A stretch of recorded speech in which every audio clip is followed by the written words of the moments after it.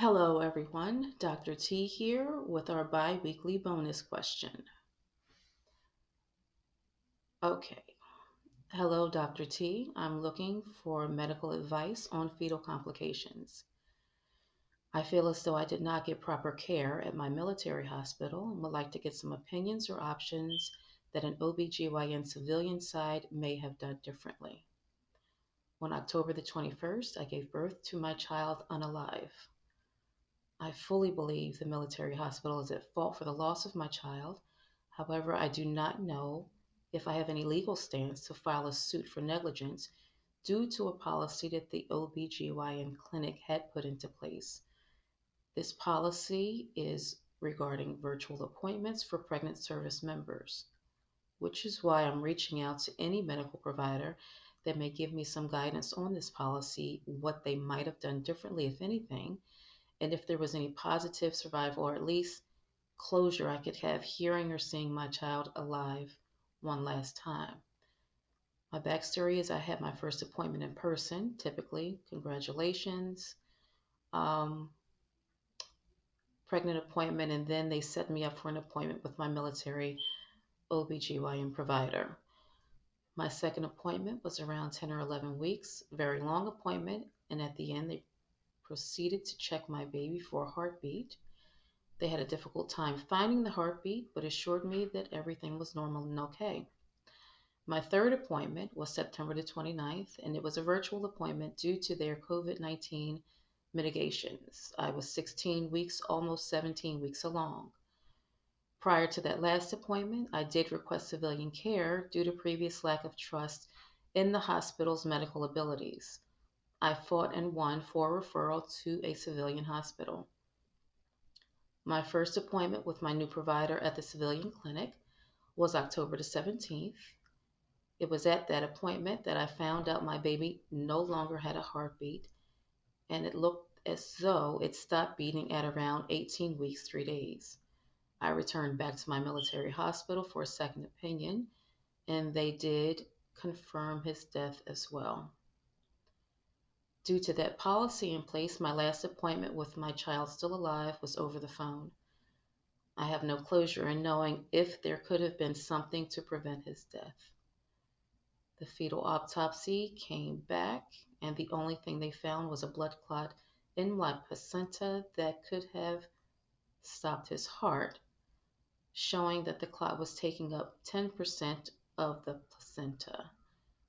If my last appointment at the military hospital was virtual, there would have been a chance they could have caught the blood clot or heard distress. If this could have been seen, is there anything that could have been done to prevent his death? Medicine or even fetal surgery, maybe. The military is telling me that if the blood clot was the cause of death, there was nothing that they could do to have prevented it.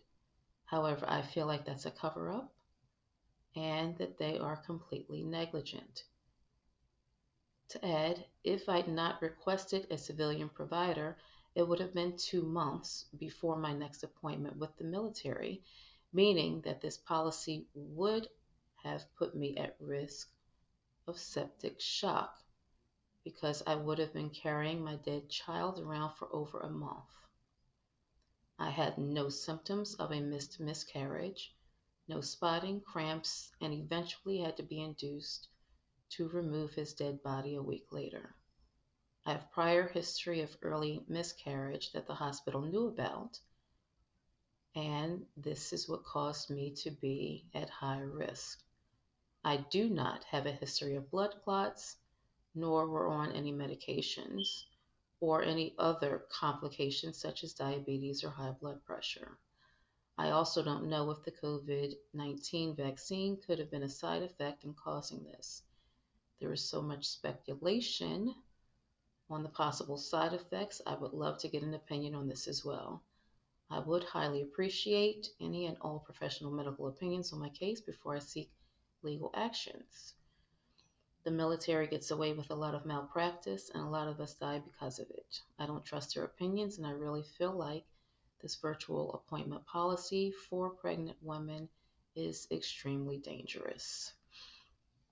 Well, first, I would like to give you my sincerest condolences.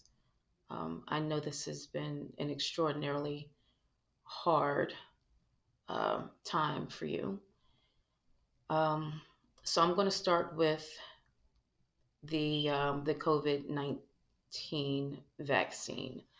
Um, there has been a lot of speculation and a lot of confirmations actually about the vaccine and the boosters causing a number of health issues. But it's very difficult for us to say at this point if that played a role in your baby's death while in utero.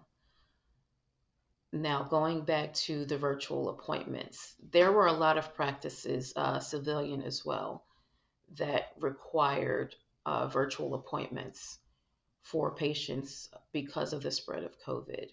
But you do make a valid point that with a pregnancy, and specifically a high risk pregnancy, it was an imperative that you be seen in person as consistently as possible. It is very unfortunate that this did not occur. Um, they could have they could have found the clot during an in-person appointment. They probably would have been apprehensive to put you on any medications during the pregnancy to break up the clot. However, there are a couple of options, such as a medication called Lovenox, which is safe during pregnancy. I personally would have put you on something plant based that would have been safe as well for you and the baby. Though, of course, it's not 100% sure that this would have helped, but it would have been an option. Um, it's very difficult to say if this would have prevented it, but it could have likely given the baby a better chance. Had you not seen the civilian provider, you are correct in saying that you would have been at very high risk for septic shock because you had no symptoms of the miscarriage. And that could have been a whole nother issue and put your life at risk, higher risk as well.